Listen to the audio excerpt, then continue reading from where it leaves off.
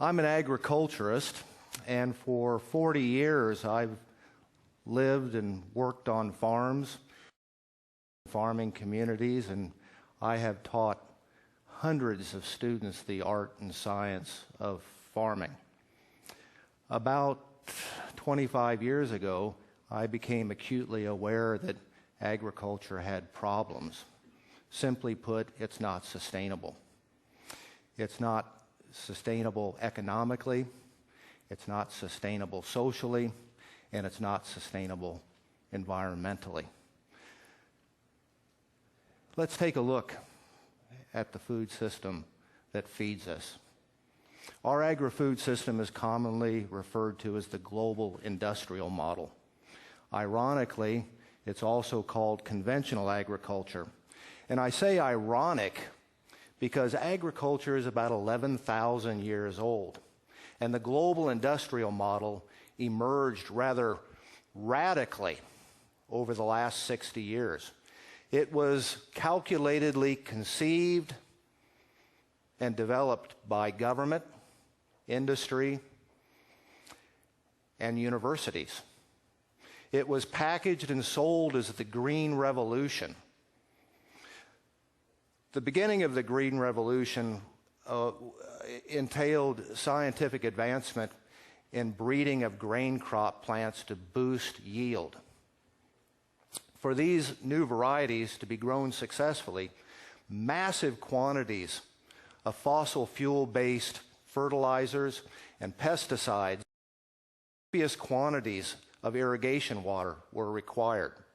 The Green Revolution had a sincere ethical basis to feed the world and to help developing nations achieve greater levels of food self-reliance.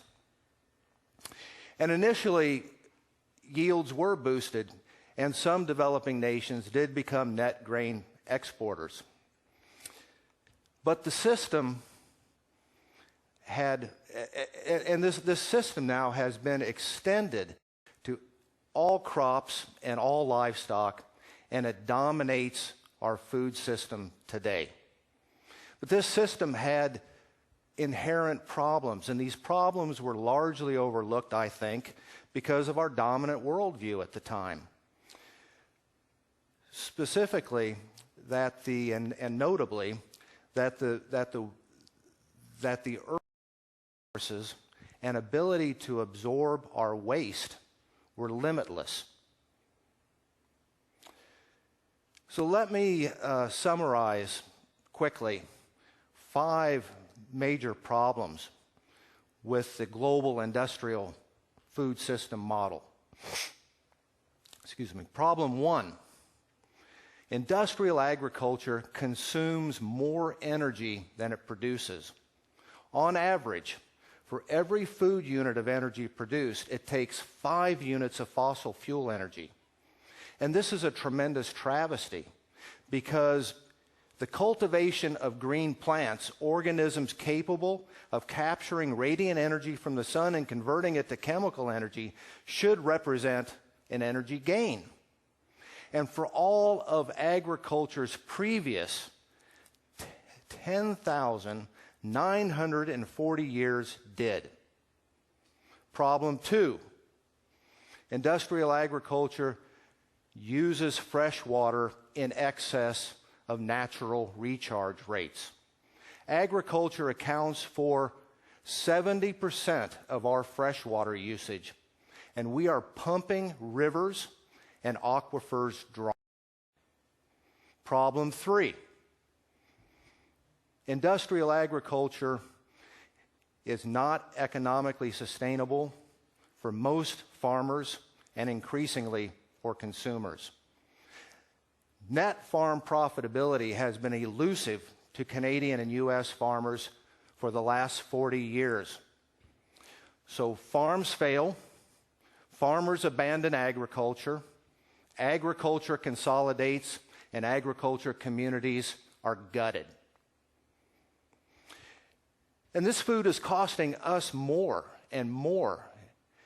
In 2010, when overall Canadian inflation was 1.2%, the cost of fruits and vegetables increased a whopping 27%. So where does your food dollar go? You spend a lot on it. So do I. Well, I can tell you that most of your food dollar leaves your community's economy by the close of business each and every day and makes a beeline to corporate headquarters. Less than 8 cents of your food dollar goes to the farmer, and generally that's not enough money to pay for the cost of production, much less generate income for the family. Problem 4, industrial agriculture does not sustain the Earth's environmental integrity.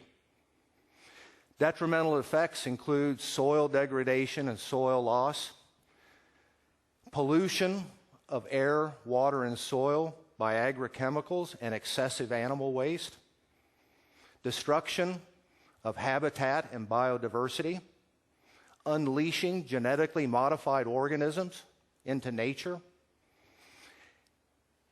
and generating excessive greenhouse gases. It's a sad, sad irony that our agri-food system generates as much as 50% of human-generated greenhouse gases when agriculture is utterly dependent on a stable climate and predictable weather. Problem 5. A food system that feeds only those sufficiently affluent is not sustainable. Industrial agriculture produces 3,200 calories a day for every man, woman, and child on Earth. More than enough. Yet we're not feeding the world. Every day, 1 billion people are food insecure. And every year, 1 million children starve to death. So, the global industrial food system's problem is it's not sustainable. 25 years ago, I began studying and teaching about sustainable agriculture and food systems. And when I began this, I did so out of a sense of obligation to right these wrongs. And as I learned more about alternatives to the global industrial food system, my sense of obligation transformed into an awareness of opportunity. The opportunity to revitalize family-based agriculture. The opportunity to build our communities. The opportunity to feed people wholesome, nutritious food, and the opportunity to steward our environment. So now my work is focused on designing sustainable food systems that capitalize on these opportunities. I work with a team, a diverse team of dedicated researchers with expertise in agriculture, planning, food systems, indigenous food and culture, greenhouse gas emissions analysis, eco-footprint analysis, community nutrition, and economics. And we are designing a sustainable bioregional food system for Southwest British Columbia, one that will operate within the ecological and environmental capacity of the place we live, and is predicated on small scale, low input, human intensive, ecologically sound farming methods, and regionalized processing, storage, and distribution. Our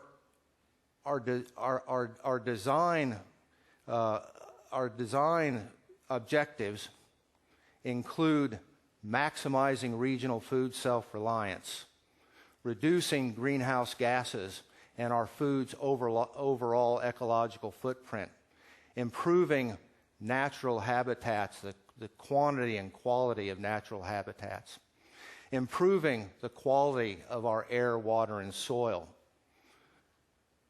substantially contributing to our region's economy, creating good jobs, and creating potential opportunity for food system businesses.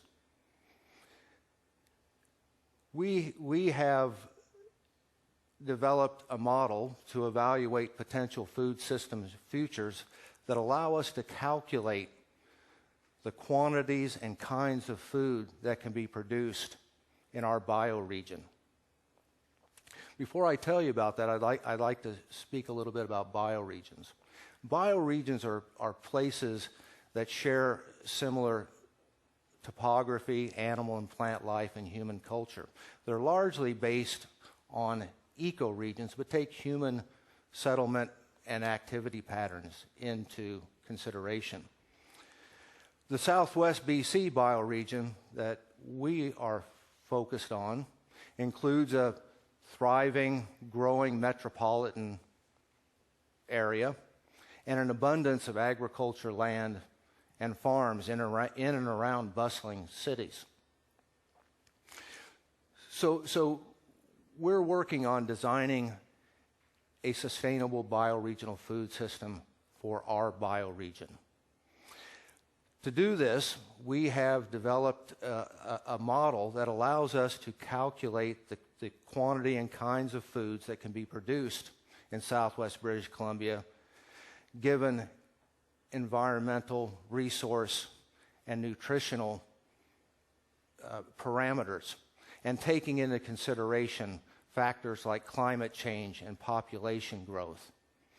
With these scenarios, we can compare options for maximizing our region's food self-reliance while stewarding the environment and contributing substantially to our region's economy. With these scenarios, we will go out to stakeholders and with other information, work with them to design a more sustainable bioregional food system for Southwest British Columbia. Our hope, of course, is that we can galvanize and focus citizen, government, and private sector action to move us further down the path to food system sustainability. But it's important for us to recognize that sustainable bioregional food systems are not going to happen unless there are people to make them happen. The Post-Carbon Institute estimates that we are going to have to move from the 1.5% of our population currently engaged in industrial farming to as much as 20% of our population to engage in sustainable farming. For Canada and the U.S., that's over 50 million farmers. But it's going to take a lot more than farmers because this is a community proposition. It's going to take business persons, planners, government employees, consultants, researchers, teachers, extension agents. We've got to train a new generation of agriculturists. Our education team has developed two unique and complementary educational programs to prepare the builders and leaders of new sustainable bioregional food systems. Our first program, Farm Schools, are designed to quickly and effectively train people to engage in small-scale, human-intensive, ecologically sound farming. One is in partnership with the City of Richmond, the other in partnership with Tawasin First Nation. This 9-month program entails 350 hours of classroom instruction coupled with 350 hours of practicum on a working farm. At the end of 9 months, students are afforded access to 1/2 acre of farmland to become incubator farmers. During 3 years as an incubator farmer, they hone their farming and business skills. We, of course, expect them to farm using sustainable methods. Our second program is a Bachelor of Applied Science degree in sustainable agriculture.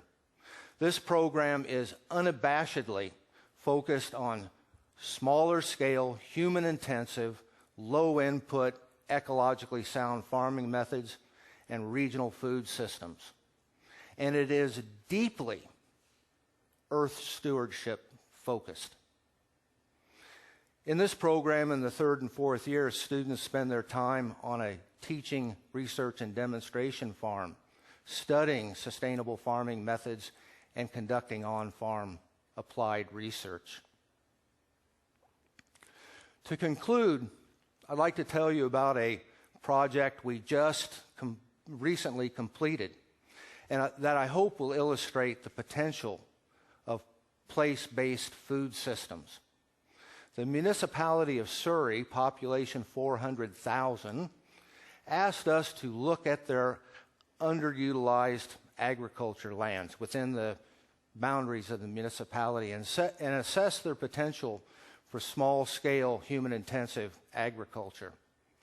We identified over 550 parcels that could conceivably be put to small-scale, human-intensive agriculture. They ranged in size from 1/2 an acre to about 20 acres. And we assessed there was a total of about 3,300 acres that could be put in production. And we calculated that if that land were put into production, it would create, at minimum, 1,200 full-time equivalent jobs and generate, at minimum, $113 million in gross revenue or $73 million in net revenue for the community. That's a lot of job creation and a lot of income generation for one municipality. And that does not take into consideration the potential in processing, storage, distribution, and sales. And what is more, we calculated that if that land were compelled to be in small-scale, human-intensive agriculture, it could produce enough of 27 products to satisfy 100% of Surrey's consumption for 6 months of the year. And if the appropriate processing and storage were in place for many of those products year-round. This is the potential of place-based food systems. Jobs, income, and food self-reliance. Have no doubt that a global network of linked, sustainable, bioregional food systems predicated on smaller scale, human-intensive, low-input, ecologically sound farming can feed the world and nurture community and steward our environment. And have no doubt that we can change our food system quickly. We have done it before. This is all of ours great opportunity. Thank you.